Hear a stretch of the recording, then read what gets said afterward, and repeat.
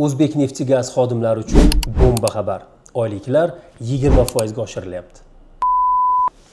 To'g'ri aytdimmi raqamni? Xabaringiz bor, yil boshidan boshlab O'zbekneftgazda katta islohotlarga start berildi. Dolzarb 100 kunlik e'lon qilindi. Jamiyatning asosiy ko'rsatkichlari qazib chiqarish bilan bog'liq. Bilasiz, so'nggi paytlarda qazib chiqarish ko'rsatkichlari pasayib boryapti. Umuman tabiiy tushish kompaniyaning iqtisodiy ko'rsatkichlariga ta'sir qilyapti. Bularni oldini olish maqsadida boshqaruv raisi topshirig'iga ko'ra ko'p ishlar qilinyapti. Jumladan, geologiya qidiruv, uchida seysmika ishlari 4 baravar oshirib bajariladigan bo'ldi. Burg'alash jarayonlari 2 baravar oshiriladi. Burg'alashga yangi zamonaviy texnologiyalar keltiriladigan bo'ldi. O'zbek geofizika, neft-gaz montaj tashkilotlari isloh qilinyapti. Maqsad qazib chiqarish ko'rsatkichlarini oshirish.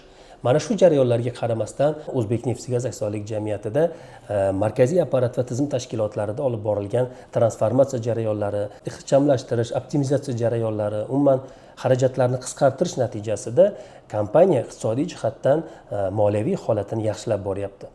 Boshqaruv raisi ishtirokida konlarda, hududlarda, joylarda olib borilgan ishchilar bilan muloqotlarda ular tomonidan oyliklarni oshirish masalasi ko'tarilgan edi. Xabaringiz bor, boshqaruv raisining topshirig'iga ko'ra 1,5 yillikda oyliklar 10% ga oshirilgan edi. Ana endi quvonarli xabar shuki, 2,5 yillikda ham, ya'ni 1-sentyabrdan boshlab boshqaruv raisining topshirig'iga ko'ra oyliklar yana 10% ga oshiriladigan bo'ldi. Bu umumiy hisobda xodimlarning oyliklari 20% ga oshiriladi degani. Hali bu islohotlar davom etadi. Bizni kuzatib boring. E'tiboringiz uchun rahmat.